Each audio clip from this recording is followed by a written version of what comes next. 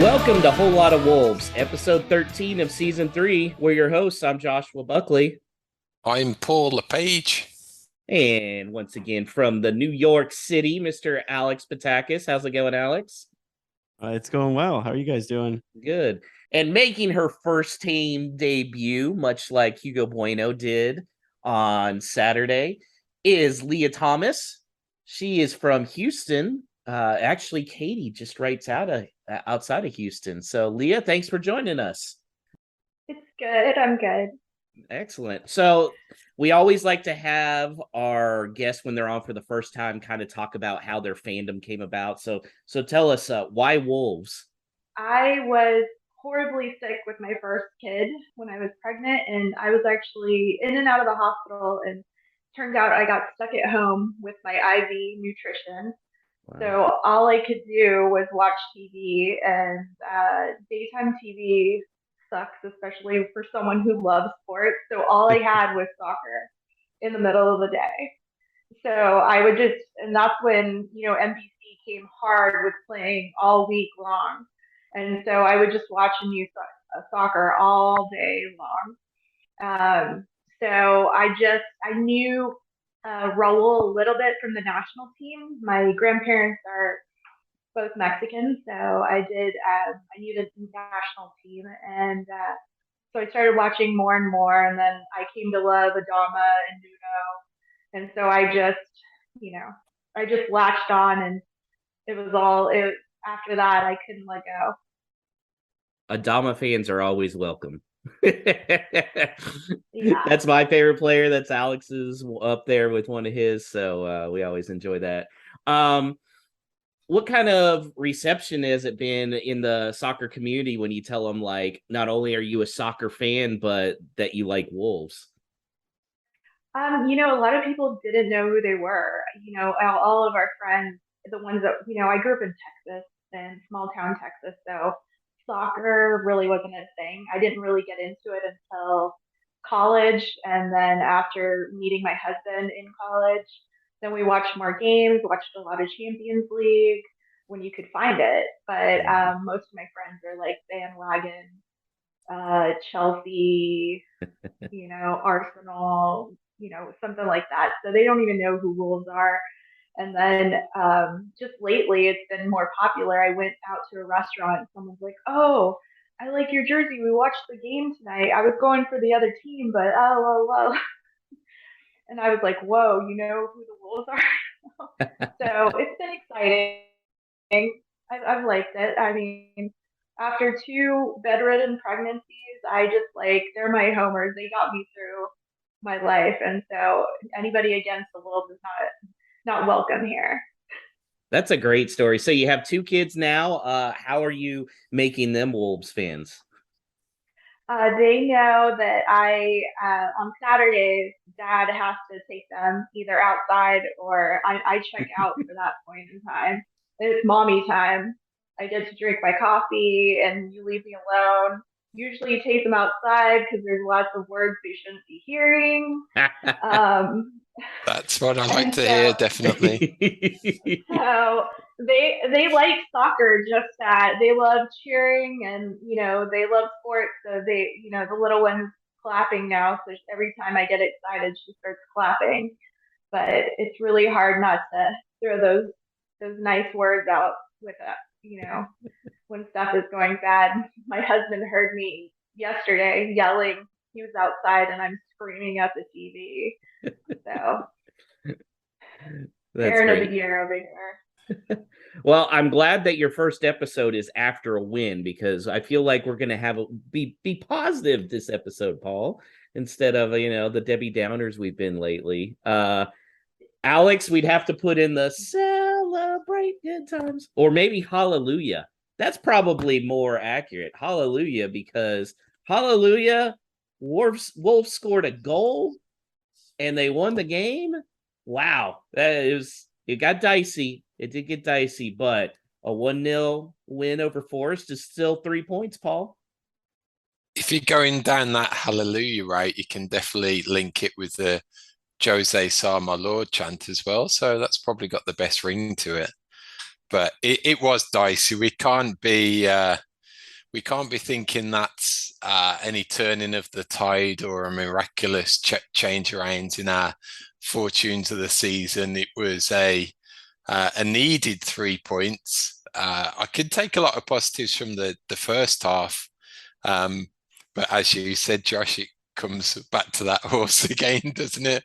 That beautifully constructed horse, all the way from defense, goalkeeper, all the way through, and then just nothing happens up front. But it was one of those games. If we'd have scored, I think not necessarily early, but midway through the first half, towards the end, I think again we'd have gone on to win it quite comfortably. But to make it potentially hairier than we should have done, there's no real fix there with this team in the form that it's in. So we needed the win. We'll come on and talk about it, but I think just as important will be what happens on Tuesday night now as well.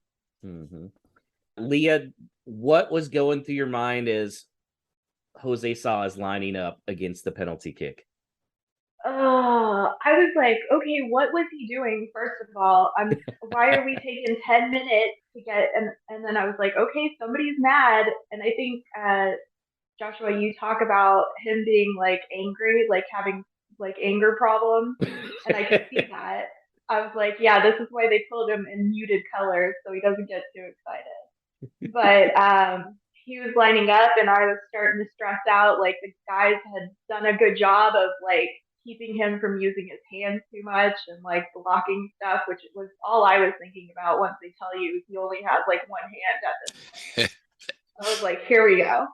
But yeah, I was like, oh great, here we go. But I mean, my next jersey is going to be a Jose Sa jersey because as many saves as he's made, he's like the player of the game because we can't make that many goals.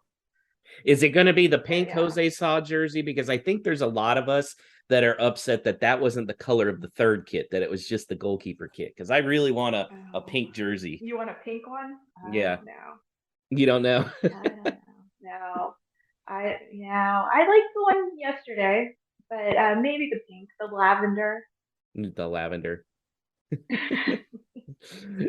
How many bad words did you say when Jose Sa stopped that?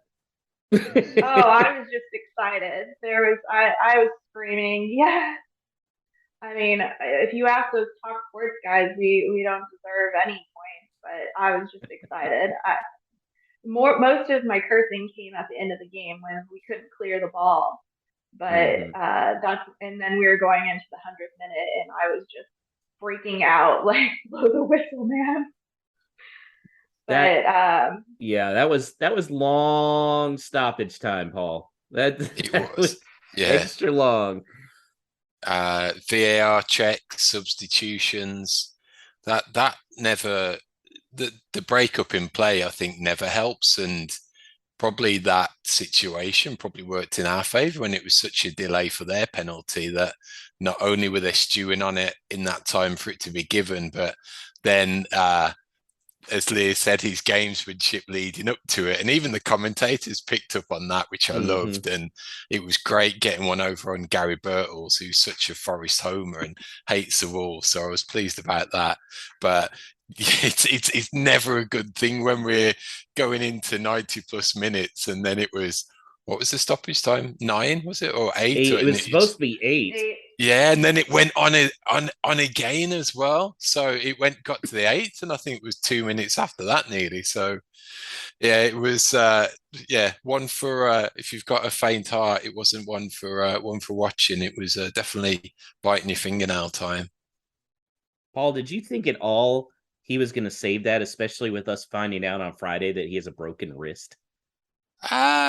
No, but then thinking about it afterwards, he's had that save now. He had the Fulham save at the start of earlier on in the season. I don't think he got close to one last year. So if he's done anything different in the preparation, or just, I think it's a lot of luck at the end of the day. So hopefully the wrist thing isn't too bad. Obviously that he's still playing and starting. So I'm pleased for him because he's not been in that standout form that he was last year, but now that's that's potentially 4 points that he saved us. So at least 2. So Leah, you mentioned you like Adama. It really seems like, again, he made another impact over there on the right side. How good has it been to see him back? I mean, honestly, it's like a new Adama's playing, and I've thought that they've been going through the motions for like a while now. I've been telling my husband forever they need a boot Bruno, but when they did, Adama came out. He looked great last week. He looked even better this week. He would make these crosses, and then no one would figure it out. And then finally, we got some people over there, and he wasn't crossing to no one. And I was excited. I called my notes are the musings of a crazy person, but I call Aunt Nuri Sideshow Bob. So I was like, oh, Sideshow Bob figured it out and got over there. Love it. But he was doing Adama things, and it was making me happy, but it just couldn't go in. That's the only thing. But I mean, did you see his post on Instagram last week? Where he was like, "Oh, it's so good to be back," and like he posted it everywhere, and I was like, "Yeah, you could tell he didn't like what was happening, but he's back to Adama full throttle. I love it." Well, and I think he's getting an unfair rap, Paul, because I'm still reading about how, well, he doesn't want to be here. He doesn't want to be here. But then I'm reading today, like Mendes is offering up Neves back to Barcelona again, and I'm like, well, is Neves going to get this same treatment? Like, he hasn't signed a contract extension. He's being offered somewhere. You could really make the same argument that does Neves want to be here as Adama? Once again, it's kind of a double standard, right? Yeah, somewhat. I think the thing with Neves is it's been that consistent standard of play throughout, regardless of speculation, regardless of contract duration length.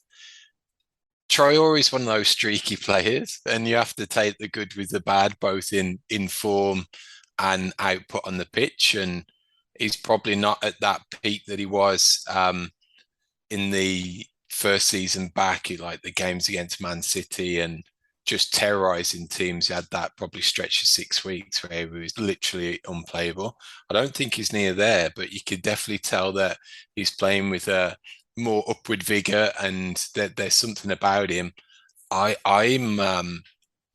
think the criticism is unfair if it comes down to that final ball, because there's not that many that are going like waywardly off target or anything like that. It's always pretty much on the money. It's just we've not got those players coming in at the right time or taking up the right positions.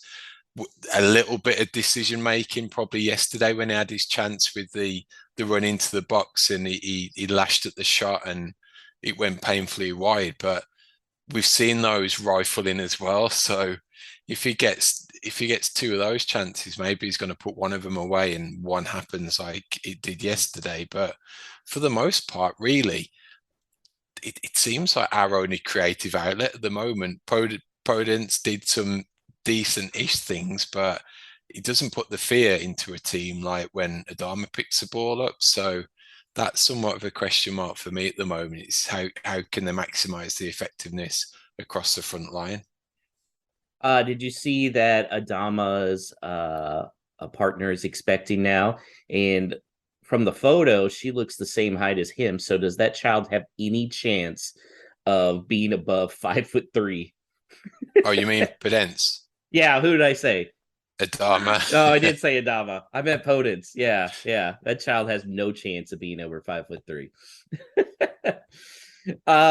Leah, when the lineups came out at the beginning of the game, I think a lot of us were surprised to see once again no Semedo and Johnny on that right side.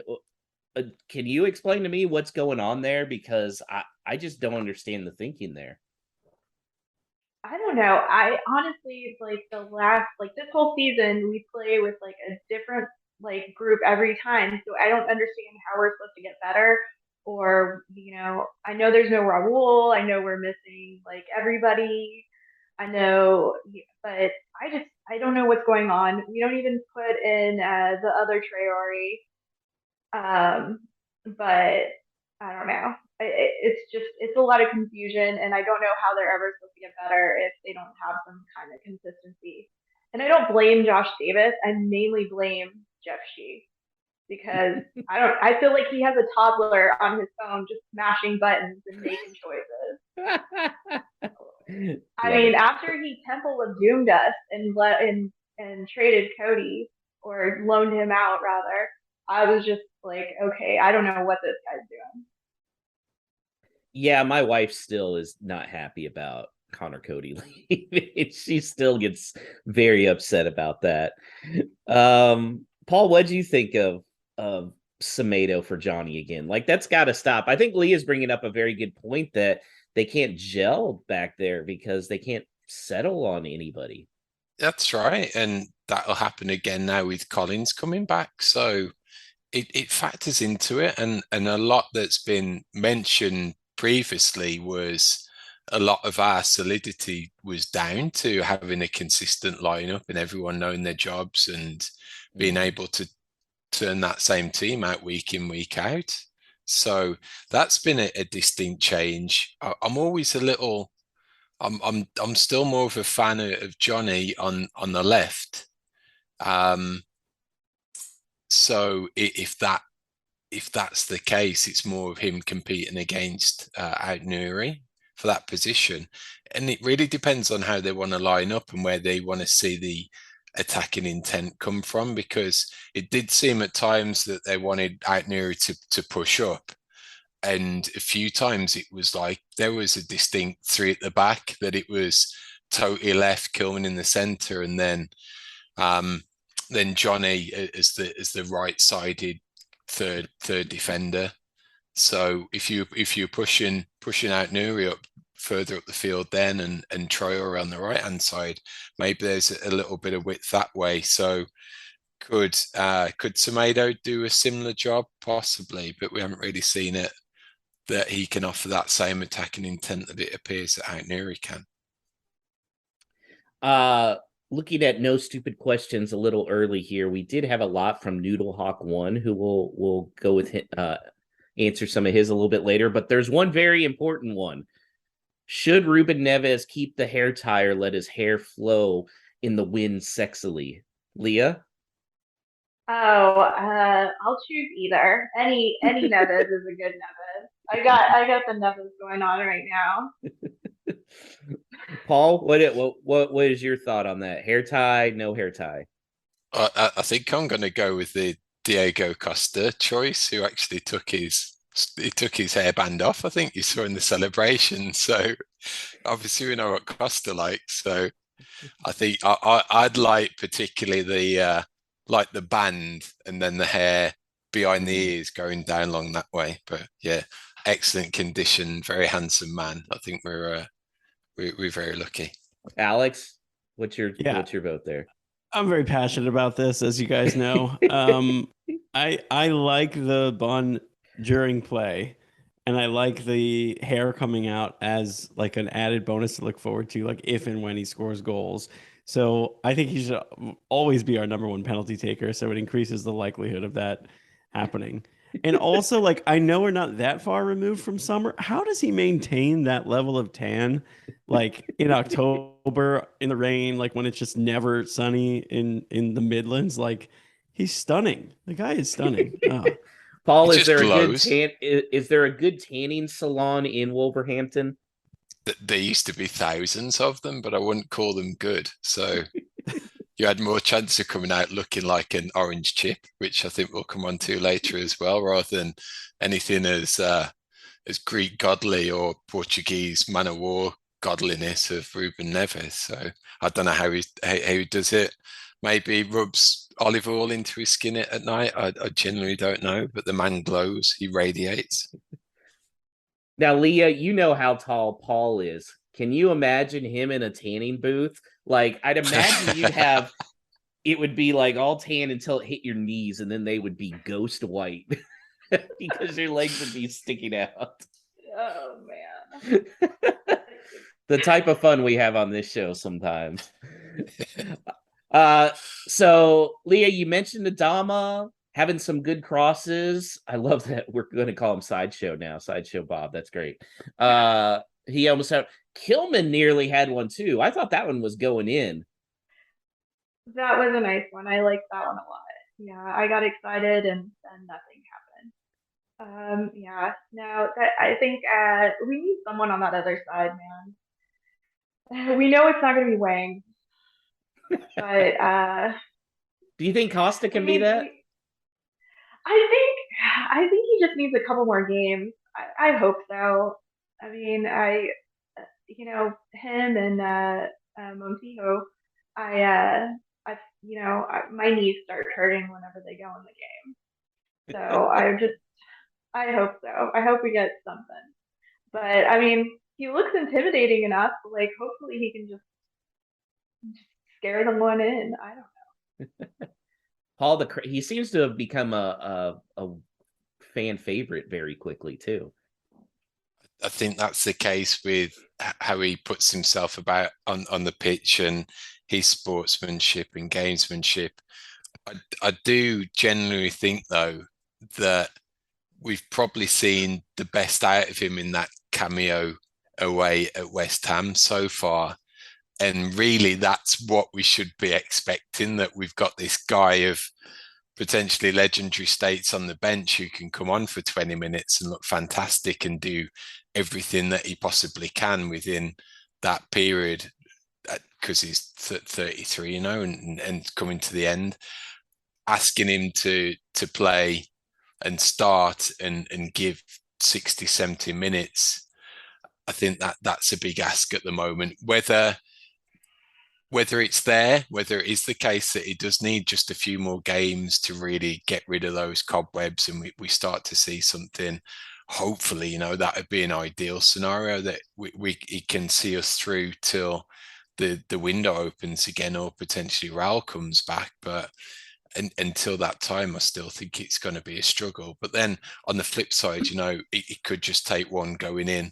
He might be in the right place at the right time, and all of a sudden he starts scoring. So it's not a disaster by any stretch. I just think it's going to take a little while. Can I just wanted to say one thing about someone being on the other end of an Adama cross. I am going to be really, really sad if this truly is Adama's final year here and him and Big Sasha just pass each other like ships in the night and never get to play each other, because that is one guy who's under contract at Wolves who could actually unlock Adama a little bit and get back to something like the Adama Raul thing. And it would be so Wolves for that to just never could happen, to never even see the chance of that possibility. Alex will just have to realize those dreams in FIFA career mode. Yeah, I know. I'm waiting. I won't play career mode yet until I have a manager. It's the first year you could play with a real manager. So I started one with Lopetegui, and then I was like, well, I got to delete that save. Maybe. Yeah, well, maybe. That's a good transition there, right, to the manager. Leah, you said when you first started following Wolves, that was Nuno, and you really that's kind of one of the reasons you fell in love with the club.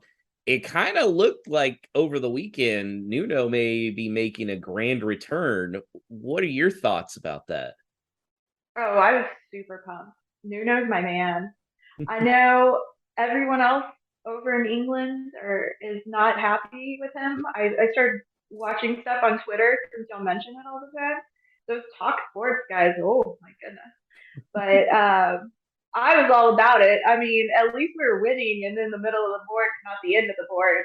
I'd rather take that than be in the relegation zone. Plus, I mean, I'm not going to mess with anybody named Espirito Santo.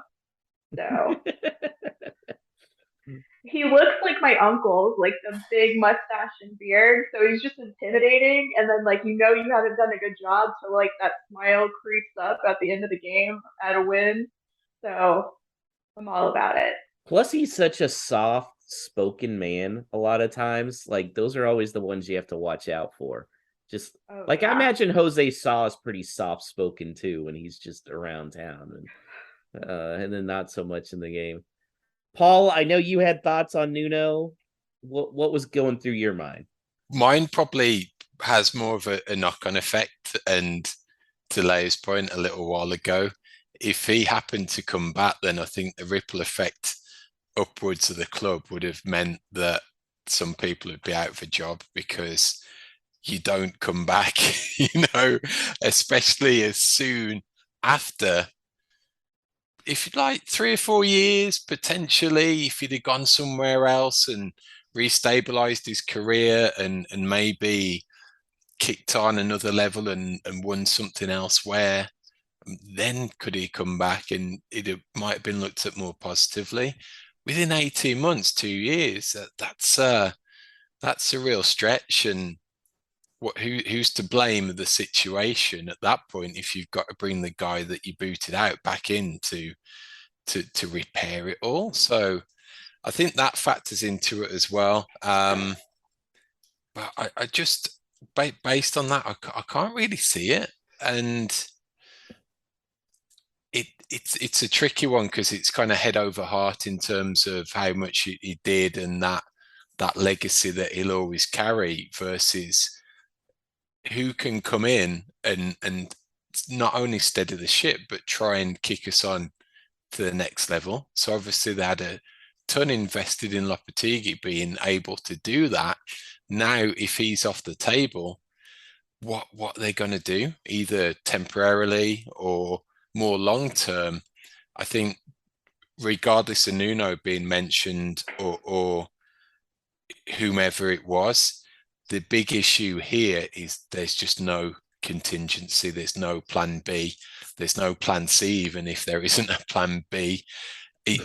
I know they get talked about a heck of a lot, and I don't really know intimately how they're constructed behind the scenes, but Brighton seem to have such a good reputation for how they run off the pitch, that when Graham Potter left unexpectedly, really, with Chelsea firing Tuchel and then him taking the job, they had a lot less fuss in their managerial pursuit to get someone else in, because they've probably got 3 or 4 names lined up that could come in and fit that exact profile of the club.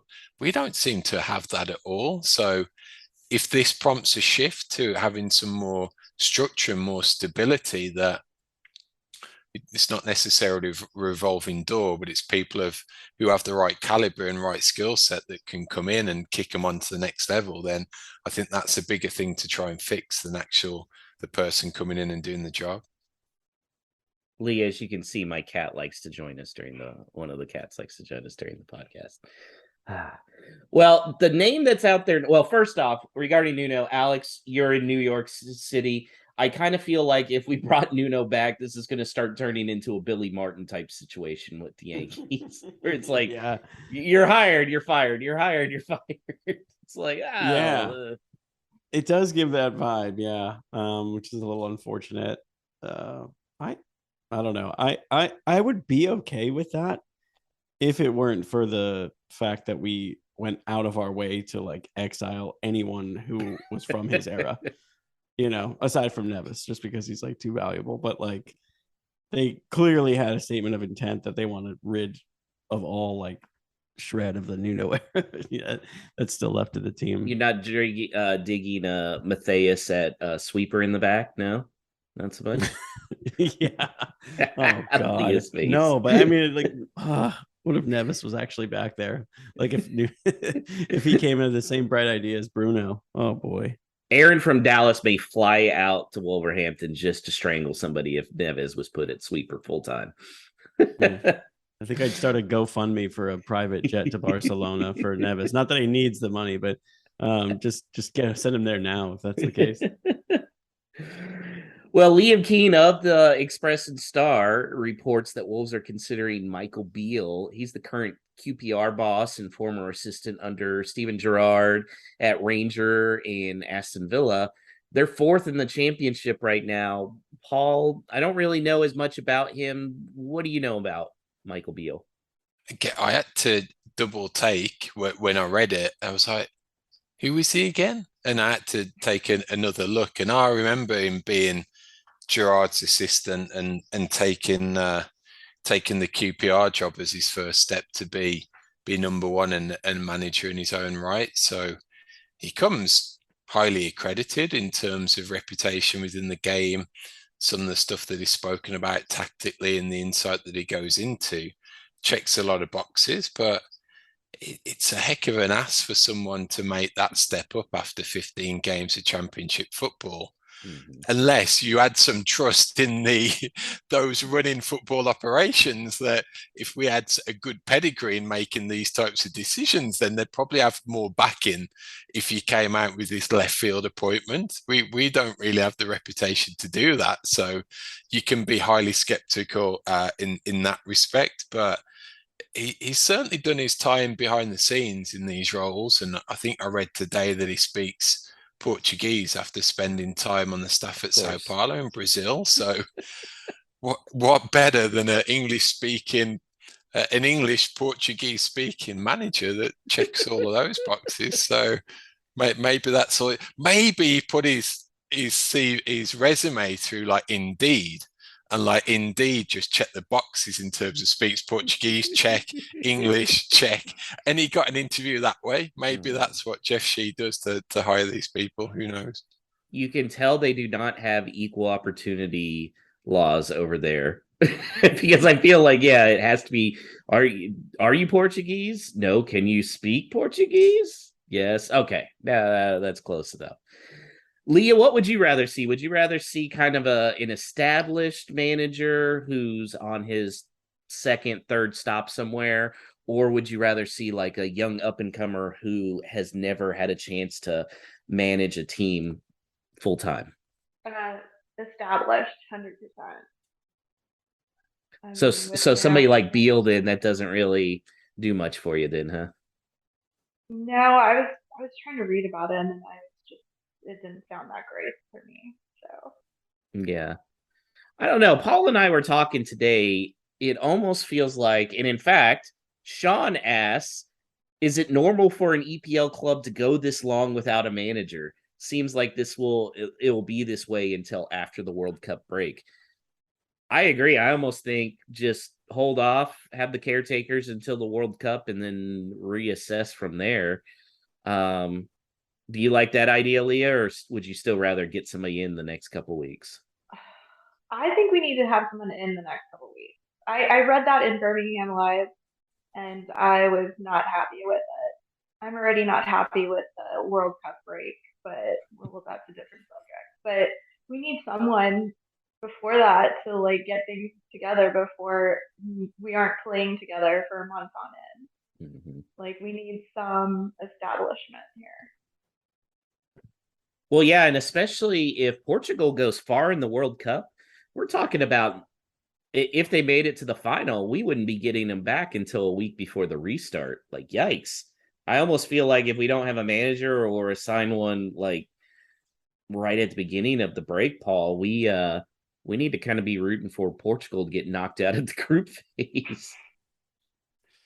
I think it does factor into it, and a lot what Steve Davies talked about in his press conferences after the game yesterday is that it could be a decision that gets not necessarily forced, but the results will dictate how quick they've got to make this decision. Because if suddenly they string 2 wins together again and beat Palace and Leicester, that's 3 wins, that's a relatively nice cushion, from any fear looking over your shoulder, knowing that it is still relatively early in the season. So if that happens, I think he'll give him some breathing space. And at the end of the day, what do we all want? We want the right decision and not a rush decision. So however long that takes, I'm kind of okay with, but it really boils down to the pieces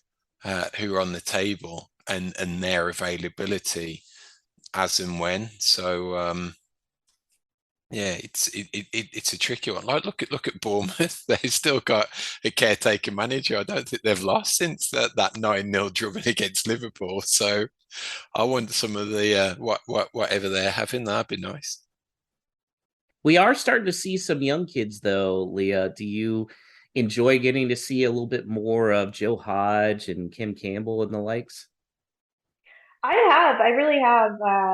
Hodge and Bueno went in at the end of the game this week, and I like Hodge. I wrote that he was a kid from Slytherin house. That was my comment on that. But I mean, I like his defensive attitude. I'm all about it, and Bueno too. It was nice seeing some young blood in there. The card he got and then the pat on the head from Neves after, that was great. I loved that. I love that immediately when Hodge came out, they were like trying to shove him already. And he was like, nah, I'm not putting up with this. Like, he looks like he's 12, but I have a feeling he's got a little bit of a spunky side to him.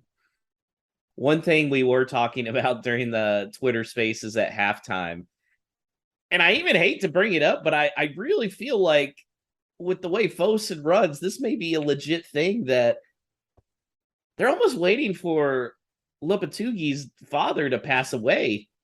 I mean, Alex, am I crazy for thinking that? I mean, you hate to put it that way, but I don't think it's crazy. Yeah, we were talking about that at the halftime space, and it does feel like the lack of planning for anyone but him at this point might lead you to believe that all their eggs are in that basket. And we don't actually know the terms of the way he denied the offer right now. There's clear interest. I think that interest will remain whenever. I mean, do what you got to do, take care of your family, but I don't think he's done coaching. And I don't know. We don't know the status of his father's health, but I don't know that Wolves would have found a solution by then. By the time he is ready to return to it. So I don't think it's that crazy. I really don't. And I also don't think it'd be crazy if they hired someone like Beal and he was fired by the time Lopetegui is ready to come back to to coaching too. That's the thing, right? So yeah, there could be something to that.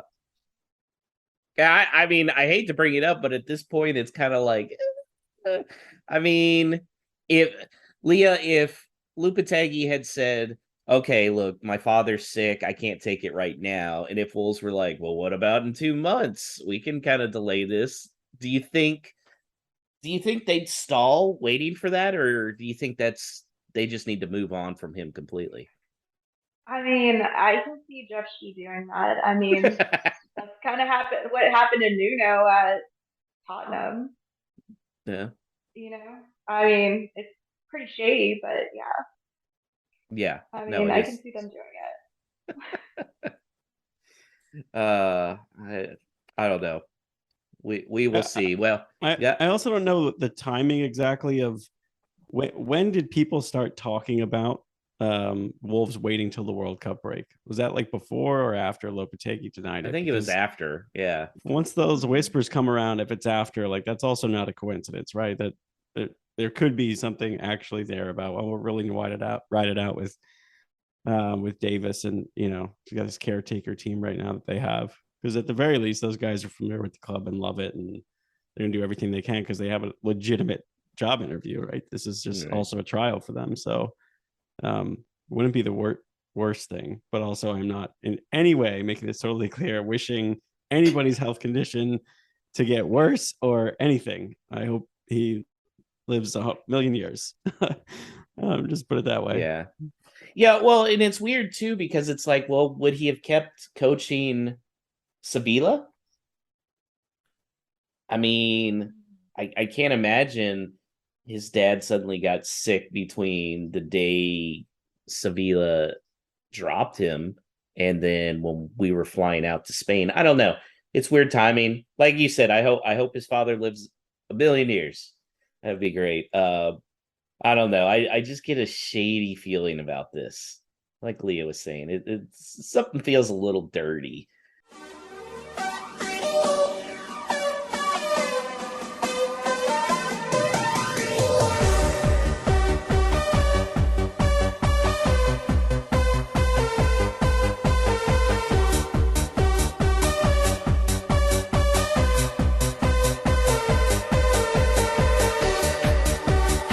We do know come Tuesday, with the first match of the 2 we have this week, that we will not have a permanent manager, but it's still a big game nonetheless against Crystal Palace. It's Tuesday at 3:15 Eastern. 2:15 for our time, Paul and Leah. Leah, I'll let you start off. How big is this contest and how worried are you? I'm always worried this season, all the time. The next two games we have to win. We need to get out of this teeter-totter position that we're in because my little heart can't take it. But I tried to watch the Crystal Palace game, but it was hard. It was real slow. But no, we need these two wins for sure. Paul, Crystal Palace, especially in London, always kind of seems like a little bit of a bugaboo game for us. I mean, thankfully, there's no Conor Gallagher there this year, but it does always seem like we have to pull magic out of a hat to get any kind of points there. Why do you think that is?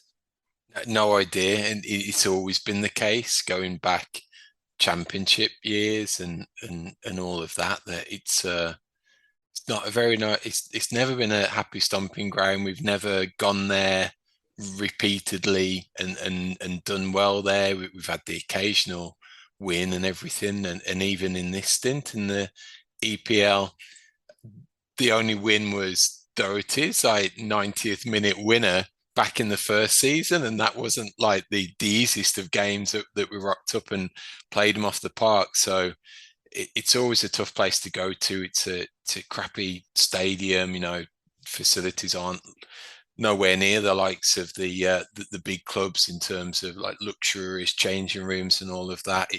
It's crappy for the fans. The view's dreadful from the sidelines, and everything about it's not good. So what better way to turn up and win 2-0 on Tuesday than after that? So yeah, because Jota had to score in the 4th minute of stoppage time just to save point that second year. Yeah, and right at that time as well, we'd start the season off poorly, and we're in Europe, and everyone was saying, "Oh, there's too many games; they're struggling with it." And that was a real turning point from that time. Was that point? But I'm genuinely struggling to remember when we've gone there and played well and come away with a win and really looked decent. So, Leah, what changes would you like to see in the lineup? With obviously Collins is going to, well, I shouldn't say obviously. Hopefully Collins is coming straight back into the starting 11, but are there any other changes you'd like to see made? I don't even know at this point. Like, I feel like I'm so unfamiliar. Like, I get to watch the games and I have to research, but I don't have all this time in the world. So I just see what's happening in the games and I'm like, who are these people? And so all I want to see is maybe like some of the same faces. Again, with the consistency. I mean, I definitely want to see Adamas start because he seems to be enjoying it. And of course, like I don't know if we should start Diego Costas or put him in later in the game when we need some fresh legs and possibly some goals. So I think that's my only take. Hopefully Collins doesn't hi-ya anybody for a while again. But yeah, looking forward to Collins coming back. I really enjoy him. But I think that's about it. I think one thing that's worth mentioning, and Steve Young has said so in No Stupid Questions, noticing how advanced Nunes has been positioned. Is he actually being played out of position? And that's one thing I'd like to see, that would be him and Neves as a duo, and really see it that way, what they can do as a 6 and an 8, or if he is going to play 3 in the middle, how can that work effectively without denting Mateus's natural game, which I think is happening somewhat at the moment. I don't think we're necessarily getting the best out of him. So I think on Tuesday that there's got to be changes. I don't personally think that Costa can go back to back straight away with starting 2 on the bounce with such a short turnaround. But then that's a case of who do you bring in? Is it Wang playing centrally? Maybe. Leah has He's always confused. Yeah, But I just don't. I really don't want to see Pedence as a false nine. Like, don't do that to me at Selhurst Park. We got to have some pinnacle up front, something. Do we know anything about Raul? Like when he's coming back? This is the longest groin injury, longest fatigued groin injury I've ever heard of. Because that's the way it was described, right? Fatigue groin. Yeah, query hernia. Who knows? You know, there hasn't been a definitive statement on his situation. So he travelled to Mexico, I think, for the international break, or he's been back there, or what have you. It's just, yeah, really, really unclear. Leah, being a big sports fan like you are, do you find it as frustrating as I do that it's so hard to get injury news from England in these soccer contests as compared to over here in the US where we know who all's their participation in practice every day? Oh yeah, I was trying to look at the injury report the other day, and like you know, even getting like just general articles to try to find out what's happening. Like y'all always talk about the Athletic, and I was like, well, I don't really want to pay for anything, but I don't know where to look. I don't know how to get an injury report. I mean, I understand like they're not. I don't know, but yes, it's very irritating. Like that, I don't know what's going on besides when I listen to you guys, and I think that's about it. The Wolves blog. That's about it. You're using us for news? Ooh, I'm sorry. Yeah. Half of it I just make up while I'm drinking whiskey. What I'd be curious as to where, and this is where my sports gambling career stuff is right now. Like, where are the bookmakers getting the injury info? Because there's no way they're throwing that many lines up there unless they have a good idea on who's playing and who's out. So there's got to be a way to get it. Obviously, the NFL puts it out there, and they even fine people if you don't designate them as questionable or whatnot, and that's purely for gambling reasons. You just don't see that in soccer, and it's a little we have to decipher like the photos that are posted on the Wolves Twitter account as far as who's practicing or not. Maybe they're practicing, maybe they're not. I don't know. Okay, Paul. So you'd like to see lineup wise pretty much the same, except with Collins. You'd still like to see Costa up front. I would like to, but I don't see it. I could see someone coming in for him and reverting to that cameo off the bench. I'll be curious. It's gonna be an interesting one. Well, we'll do predictions here after we talk about the second game, which is the Leicester City game, and that is going to be on Sunday at 9 a.m. Eastern, 8 Central. And as important as this Crystal Palace game is, I really feel like this Wolves Leicester City contest could play a huge role in who gets relegated. Do you feel the same way, Leah? I do. It's just really, I don't know. Though my technical knowledge might not be there, it's just very stressful to watch all of this, and you know, just just feel like we have no stability, but we're still going out there, and I never know what's gonna happen. Like back when I started watching, I knew exactly what was gonna happen, and now it's just a carousel of, maybe. And I don't like it. It makes me nervous. Yeah, it's bad. Paul, this has got to be frustrating for Leicester fans because, of winning the Premier League when they were those ridiculous underdogs, but now just slowly watching them, because it always felt like to me Leicester was the perfect example of one of those non-Big Six teams on how you build a squad and stay up there in the Premier League. And this year it just seemed like the owners just kind of gave up. I don't know if they've been losing a lot of money, or why do you think that is all of a sudden that they just went kind of threw up their hands? Yeah, I haven't drilled into them a ton, but I do think they've had some type of economic squeeze that's put the brakes on any excessive spending. But you're right. A lot of the times that they were looked at as one of those good models that if they did sell a bunch of those EPL winning players for big bucks, then they're replaced with two or three for the same amount that could do just as well. So has that tapered off a little bit? But potentially, have they had changes behind the scenes that some of their support staff aren't in place that had a good reputation for stuff like that? And then also it does come down to managerial cycle as well, that Brendan Rodgers has often been talked as a potential mid-tier manager. Can he take the step up, or after 3 or 4 years does he get a bit stale and he get found out from the likes of free kicks and not the best defensive setup and vulnerable from corners and all that? So I think that all factors into the Leicester situation at the moment, and it could be a case that they just need a change. Would you be fine with Rodgers coming in for Wolves? No, I don't like him. Why? I don't know. He just seems a little too nice. He's not ugly like Steve Cooper. Yeah. No, I just, there's something about him. He's he rubs me up the wrong way for no apparent reason. So that's why I'm out. I'd actually really like him with Wolves. Alex, would you like him at Wolves?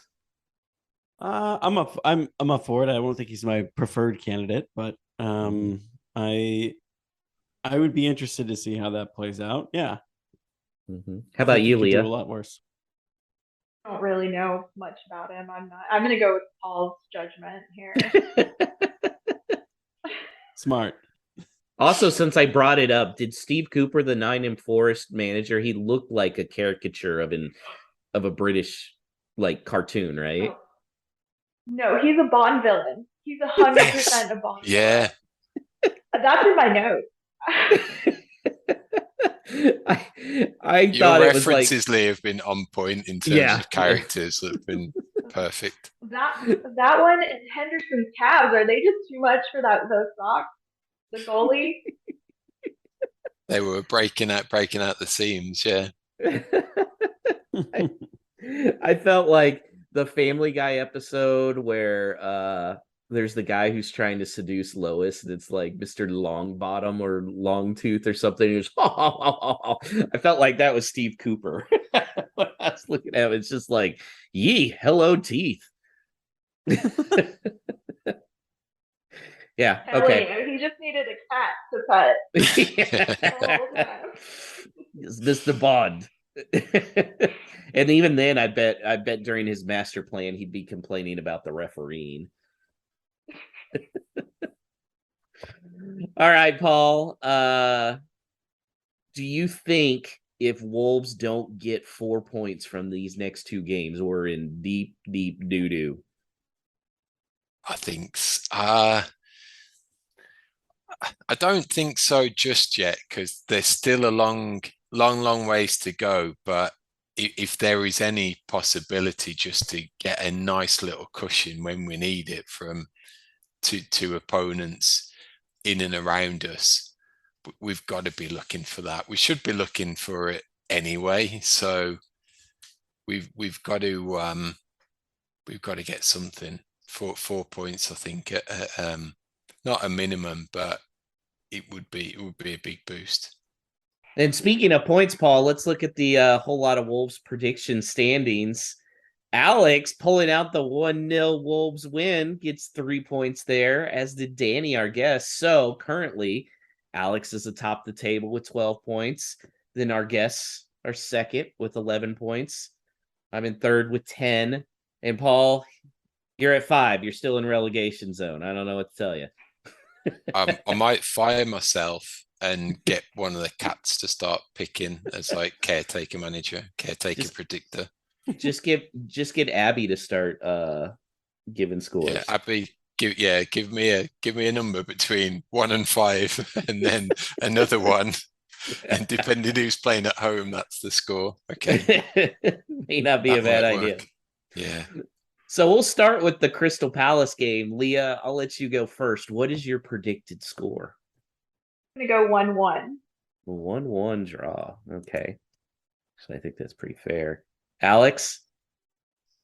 1-0 Palace, we'll say. Mm. Still don't believe they can score from open play, especially at Selhurst Park. Mm-hmm. Paul? Well, I had LePage's in the ground on Saturday for a combined birthday of my brother, my dad, and my nephew. So that brought 3 points. Plus, there will be a LePage in the ground on Tuesday because Palace is the closest ground to where my brother lives in London. So I always think he's really bad luck, but I'm going to spin it round and think that he's going to bring us some positivity and they're actually going to do something. And I'm sticking to that 2-0 away win.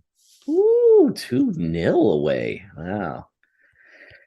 I hate to say it, but I think Alex is right here. I think Collins will kind of shore up the defense some, but yeah, I'm kind of thinking 1-0 Palace just because they never win there. They just don't. And yeah, I've heard my big brother went into that stadium and he was talking about like what a dump it was. He's like, I mean, it's cool because it's so old, but it's a dump. So there we go. Leah, Leicester City. What's your prediction for that one? I'm going to say 2-1 Wolves. 2-1 Wolves. Who scores the 2 goals? Sideshow Bob and Costa. Ooh, I like it. I like it. Okay, Alex, what do you got for that one? I'm going to go with Leah on 8 Nori getting a goal. I feel like that's coming. Mm-hmm. I don't know if Adama means to hit him as long as he does, but I like the cross all the way. Those are on purpose, Alex. As Kind of Adama far stands, post. we must stay with that.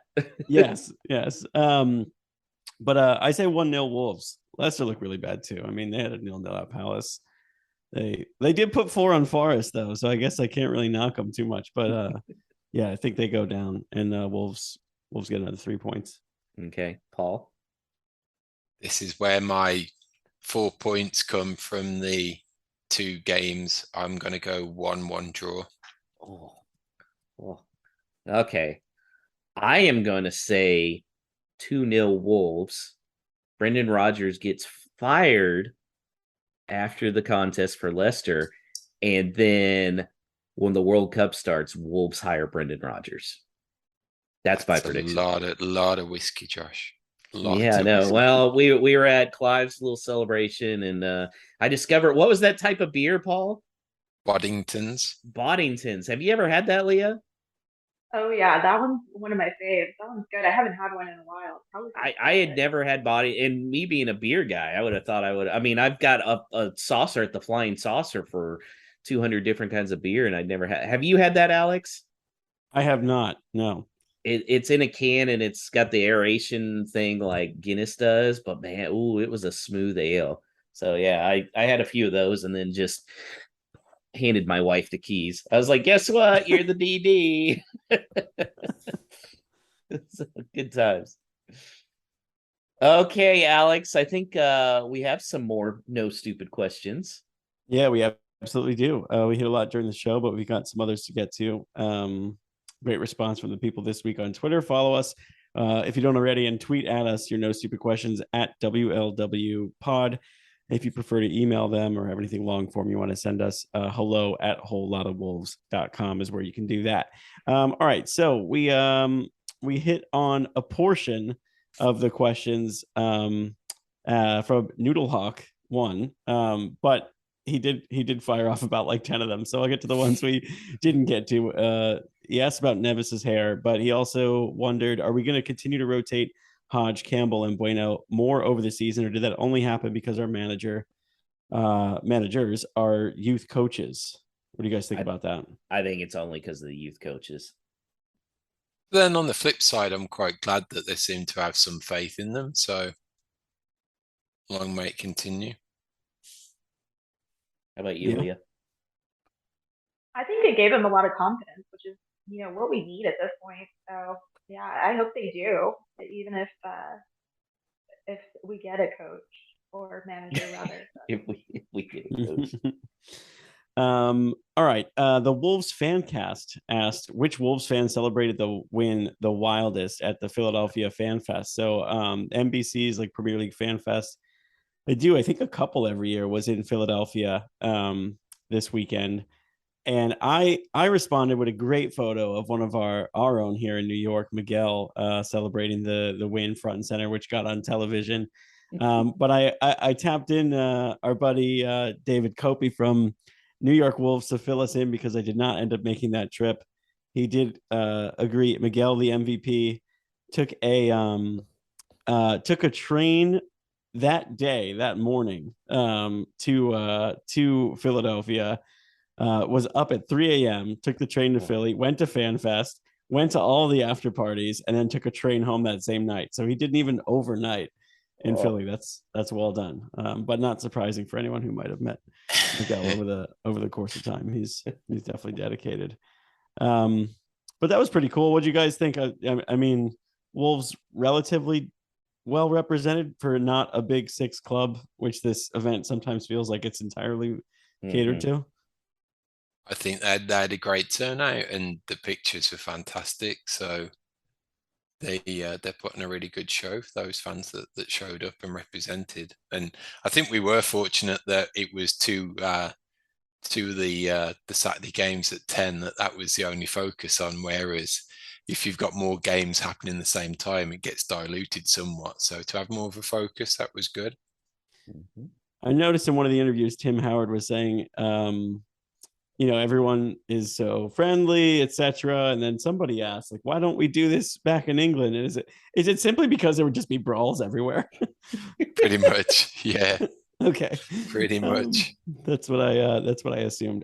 I was gonna say, what was up with Rebecca Lowe, like absolutely refusing to eat a Philly cheesesteak until like she was practically forced to at gunpoint? I couldn't figure that out. She's like, no, I'm not gonna have one. I was like, I mean, maybe she's vegan, I don't know. But then later on, she's like, okay, fine, and she like takes a bite of the bread and she's like, it's good. I didn't even get any of the cheesesteak. It's got to be dietary reasons, right? Why wouldn't you want to dabble in some of that? Yeah, I guess so. King Wolf 84 says, I saw Baltimore Wolves cheering on his local team on Saturday. I saw that on Twitter too from Danny. But who are your local football/soccer teams? Any young players to look out for currently in the MLS? Not from the Houston Dynamo. God bless them. Leah, do you get to go to many Dynamo games? When I still lived in the city, I did. We went to a lot of Dynamo games. We have a nice beer garden over there. When I was young and fun. Before two kids. Yeah. I will definitely say that I enjoy going to Houston Dynamo games. It's not always a packed house, but the tickets are fairly good priced. And other than the extreme heat, if it's a day game, or the absolute abomination that is their concession service, I love it. The rest of it, I don't know. Paul, you don't go to many Dynamo games, do you? Not been a while. I'm more of the bandwagoner that I went when they were doing well, and that really dictates it, doesn't it? That you'll go and you'll enjoy a good game if the team's on an upward trajectory, and when it's a little bit meh, it's more of a struggle. Yeah, here in New York, decent quality MLS play with City and Red Bull also, them both being just arms of larger conglomerate clubs also sometimes could help. You'll get the occasional Jack Harrison who goes on to play in the Premier League and play pretty well, but I think that's the anomaly as opposed to the norm in the MLS. Staying back with the MLS there with the Dynamo, there was one player a few years ago who I really wanted to make the move and be on Wolves. Leah, can you guess who it was? Oh no, who? Mr. Black Panther himself, Albert Elise. Okay. Yeah. He was like a Dama light for the MLS. Like, he was one of those guys you just bombed it on the right side. In fact, if you ever looked at the Dynamo like heat track, it was just basically every play bomb it on the right side to Albert Elise. He had the first touch like Hwang, but he had a pretty good end product after that. So he's kind of been over in the Turkish league area and doing pretty well. They moved him at striker, so he's a FIFA guy that I always get, Alex, on Wolves. It's Albert Elise. I don't think I do enough scouting in Turkey then. Yeah, because I don't have him coming up as the high potential guys, but there's still time because I'm gonna restart when we get a manager. Sticking in Houston though, not the Dynamo, but instead the Astros. Steve Young asked, Astros and Phillies in the World Series. What are you saying, Josh? I know you're enjoying this playoff run right now. Number one, I'm so glad that the Dodgers lost. Oh, it's so glorious hearing them cry and cry. Oh, we won 111 games. We shouldn't have to be in the playoffs. No, it's like I do think it's going to be the Astros. Man, the Phillies are hot, but San Diego's pitching, I think, might be the difference. So I'm going to say Padres. I agree. I mean, my Leah? heart tells me no. Yeah. But last night was torture. Yeah, it was a rough one. Just like watching the Wolves couldn't score. Leah, when you lived near the stadium, because the Dynamo Stadium, Alex, is like right by the baseball stadium. Did you go to many Astro games too? Oh yeah. We had season tickets. So oh wow, quite a few. My husband went to the World Series with his brother. Which one? 17 or 19 or 21? 19. 19. Yeah. It's but, it was awesome, but I don't see that happening. The Padres are hot, man. Mm-hmm. Yeah, I think the Phillies are going to be favored, but I definitely think the Padres. You got to watch out anytime a team knocks out a 111 win squad. Glorious. All right, and then we got one more in No Stupid Questions. This one sounds like it's got a backstory to it. Stu from the Fancast asks, if Paul LePage can make me buy a cone of orange chips for the first time in years from thousands of miles away, does he have more power than David Blaine? I think your discussion last week, Paul, had got some people's appetites going. Orange chip. It must have our friend Nate from Soccer Neophytes involvement in there somewhere. Surely if he's over there watching these games and being American, visiting the Black Country for the first time, it's a staple to try it. So maybe he twisted Stu's arm. I'm thinking that was the scenario rather than me having mystical powers, because my mystical powers don't really work on anything else. Yeah, you need to be using that orange chip power on finding a manager. Yeah. Or manifesting those 2 goals that you said we're going to get on Tuesday. Make it happen.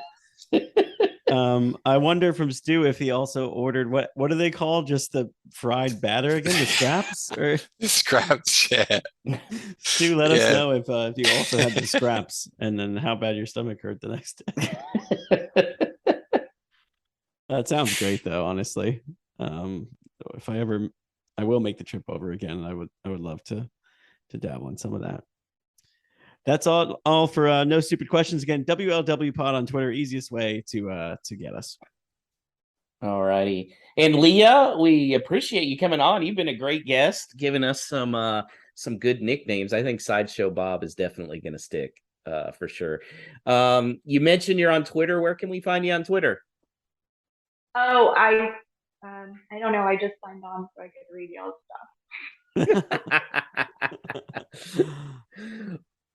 Well, I don't ever comment. I just read y'all's stuff. Well, we appreciate it. Leah, and you were the first female that we've had on A Whole Lot of Wolves. It's been a long time coming, and we appreciate it. You brought a lot to the show today, so thank you so much. Well, thank you guys. That brings this week's show to an end. We're going to be back pretty much this time, same place, same time next week. We'll review the Palace game, also the Leicester game on the Sunday. And then we're going to be looking forward to another trip to London in October because we're away at Brentford on Halloween weekend. That's Saturday, October the 29th. So until then, channel the power of the orange chips, everybody, for lots of points this week, and up the mighty Wolves.